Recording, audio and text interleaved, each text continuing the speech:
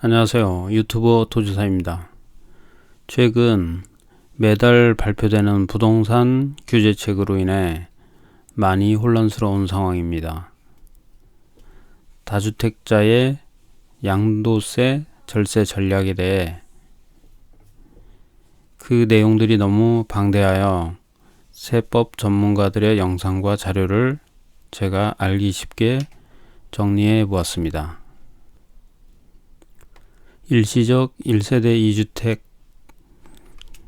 2주택자조차도 피해갈 수 없는 양도세, 세금은 아는 만큼 줄일 수 있다고 합니다. 사전에, 그러니까 계약 전에 전문가와의 상담이 필요하며 돈과 실수를 줄일 수 있습니다. 규정이 많으면 많을수록 절세할 수 있는 방법도 그만큼 많다고 합니다. 우선 세대의 기준부터 알고 가보겠습니다. 주택수 합산의 기준은 세대인데요. 1세대란 동일한 주소에서 생계를 같이 하는 가족을 의미합니다. 결혼 안 한 자녀 중 30세 미만 세대는 근무상 따로 살아도 동일 세대로 지급되며 단 최저 생계비 1인 가구 기준으로 175만원 이상 소득이 인정되면 별도 세대로 인정이 됩니다. 그리고 동일 주소라도 소득이 있고 독립적 생활이 가능한 것을 입증하면 별도 세대로 인정이 됩니다. 최근 추가된 것으로는 부부가 이혼 후 같은 집에서 생활하는 경우, 위장 이혼을 말하는 것이죠. 혹은 이혼하지 않고 별거 생활을 하는 경우도 동일 세대로 인정이 됩니다. 또한 그 시점은 양도일 현재 시점에서 잔금 일자와 소유권 이전 등기 접수일 중 빠른 날을 양도일 현재 시점으로 인정됩니다. 다만 해외 거주자는 1세대 거주 혜택에서 제외된다는 것을 아시면 되겠습니다. 주택수 합산에서 제외되는 것은 무엇일까요? 첫 번째로는 분양권입니다. 하지만 2021년 1월 1일부터는 양도분 또한 주택수에 포함이 됩니다. 두 번째로 상속주택인데요. 현재 1주택을 가지고 있으면서 상속주택을 받게 되면 주택수에서 포함이 되지 않습니다. 하지만 동일 세대원으로부터 받은 상속주택은 주택수에 포함이 됩니다. 세 번째로는 농어촌 주택인데요.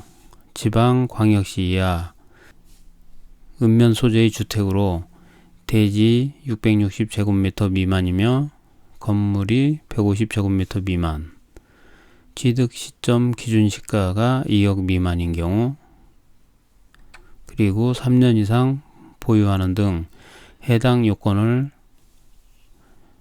자세히 확인하시기 바랍니다.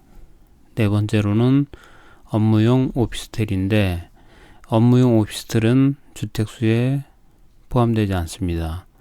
하지만 주거용으로 사용하게 되면 오피스텔도 주택수에 합산이 된다는 점 유념하시기 바랍니다.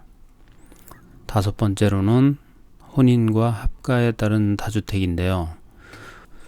혼인 전에 각자 주택을 가지고 있었더라도 혼인 후에는 5년 내 매도 시 2주택까지 주택수에서 제외시켜줍니다.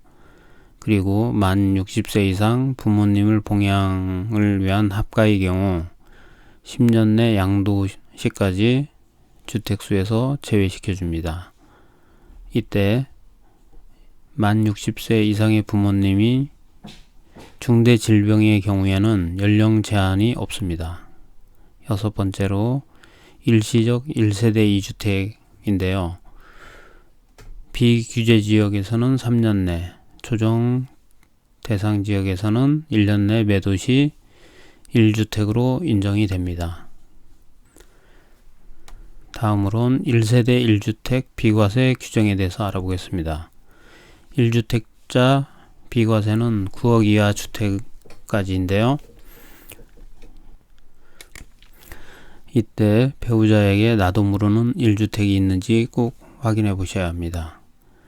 남편 모르게 주택을 하나 구입한 상태라면 금상첨화겠죠. 두 번째로 명의만 빌려준 경우도 1주택에 플러스 1주택이 되기 때문에 반드시 확인하셔야 하며, 주거용 오피스텔을 보유하는 경우에도 주택수에 포함되어 1세대 1주택 비과세 혜택을 받지 못할 수도 있습니다. 일시적 1세대 2주택 비과세 규정에 대해 알아보면 123 법칙으로 기억하시면 되겠습니다. 새로운 주택 취득 시 기존 주택을 1년 이상 경과 후에 재취득해야 하며, 기존 주택을 팔 때는 2년 이상 보유 후에 팔아야 합니다. 다만 조정 대상 지역에 해당되면 2년 실거주까지 하여야 하며, 새로운 주택 구입 후에는 3년 내 기존 주택을 팔아야 일시적인 1세대 2주택 비과세 혜택을 받을 수 있습니다. 또한 주의할 점은 2018년 9월 13일 이후 9.13 대책 이후에 조정 대상 지역의 계약은 기존 주택 구입 후에 2년 내 기존 주택을 팔아야 합니다. 2019년 12월 16일 그러니까 12.16 대책 이후 계약한 조정 대상 지역이면 기존 주택 구입 후 1년 내 기존 주택을 팔아야 하며, 1년 이상 거주까지 충족해야만 비과세 혜택을 받을 수 있습니다.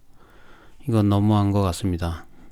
모든 국민들에게 부동산 세법 시험을 치르게 하려는 수작인가요? 계속해서 1세대 1주택 비과세 규정을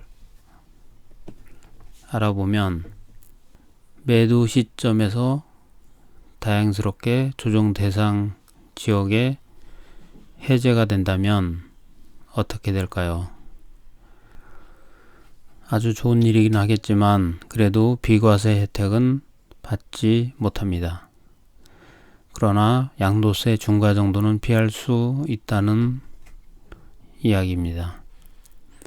현재 2주택자인데 기존 주택을 3년 내 먼저 팔아야 비과세 혜택을 받는데, 신규 주택을 먼저 팔게 될 경우는 과세가 됩니다. 순서가 바뀌게 되면 안 된다는 것이죠. 즉 비과세 혜택을 받을 수 없게 됩니다. 다행히 남은 기존 주택이 1주택자가 되므로 요거는 비과세가 됩니다. 그러나 내년 2021년 1월 1일부터는 신규 주택을 팔고 1주택자가 된 그 시점부터 다시 2년의 보유기간이 새로 적용된다는 말도 안 되는 규정이 새로 적용되게 됩니다. 이거는 말이요 막걸리요. 다음으로는 다주택자의 양도세 절세 방법에 대해 알아보겠습니다. 현재 다주택자에서 벗어날 수 없다면 조정 대상 지역 내 주택을 팔면 양도세 중과세율이 2주택인 경우 56.2%, 3주택인 경우에는 68.2%까지 채구세율을 받게 되며, 또한 장기보유 특별공제도 배제가 되게 됩니다. 지방광역시를 제외한 지방의 저가주택이 3억 이하면 세법상 주택수에서는 제외된다는 것인데요. 양도세 중과 판단 시에만 제외가 됩니다. 그렇다면 중과세 배제 요건은 없을까? 중과세 배제 요건은 임대주택으로 등록하는 방법과 지방의 저가주택을 구입하는 방법, 부부 공동명의로 등록하는 방법이 있습니다. 임대주택으로 8년 이상 장기 임대 등록을 하고 기준 시가가 6억 이하인 경우에는 중과세 배제 요건이 됩니다. 지방의 저가주택 3억 이하인 경우에도 중과세 배제 요건이 되며 부부 공동명의로 등기하는 경우에도 양도세 중과는 명의자별로 구분하여 부과되기 때문에 양도세 차익이 둘로 나눠지고 누진세율 구조이므로 비과세는 되지 않지만 절세 혜택은 가능합니다. 또한 여러 채라면 한 해씩 나눠서 매도하는 것을 권장합니다. 그러니까 1년 단위로 매도하시면 절세 혜택을 받게 될 수 있습니다. 또한 비용 등은 현금 영수증이나 증빙서류 등을 통해 필요 경비로 처리가 가능합니다. 두 번째로 규제지역, 조정대상지역과 투기과열지구의 다주택자 양도세는 어떻게 될까요? 가장 큰 특징으로는 장기보유 특별공제가 배제된다는 것이며 양도세 세율이 중과된다는 점입니다. 2주택자는 10%가 올라서 48%, 3주택자는 20%가 올라 58%까지인데요. 그마저도 2021년 6월 1일부터는 2주택 20%, 3주택 30%가 중과되어 최고 58%와 68%까지 양도세가 부과됩니다. 전 국민을 투기꾼으로 만드는 규제입니다. 세 번째로는 또한 주택 임대소득이 2천만원 미만이면 분리과세가 되는데요. 일정 경비율을 적용받을 수 있습니다. 그리고 임대소득이 2천만원 이상이면 종합과세로 분리되며 전월세, 임대료 및 중개수수료 등은 종합소득세에서 장부신고 시에 경비 처리가 가능합니다. 규제 계약법 처리 중단을 촉구합니다. 결론은 첫 번째로 세법의 허술을 이용하여 비규제 지역에 주택을 먼저 매도해야만 중과세를 어느 정도 피할 수 있습니다. 두 번째로는 매도 계약 전에 세무 전문가와 상담이 필수입니다. 최소한 2군데 이상 상담을 요합니다. 세 번째로는 부부 공동명의 등기를 통해 절세하는 방법인데요. 양도세는 분류과세로 양도차익이 분산되기 때문입니다. 네 번째로는 장기 임대주택 사업자로 등록하는 방법인데요.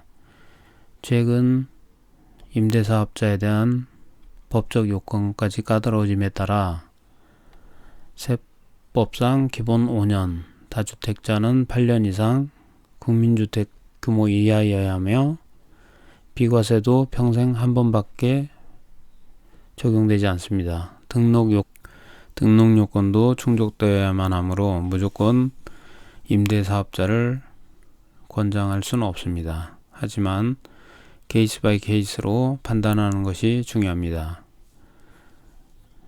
첫 번째로 양도 차익이 적으면 그냥 팔아도 무난하겠습니다.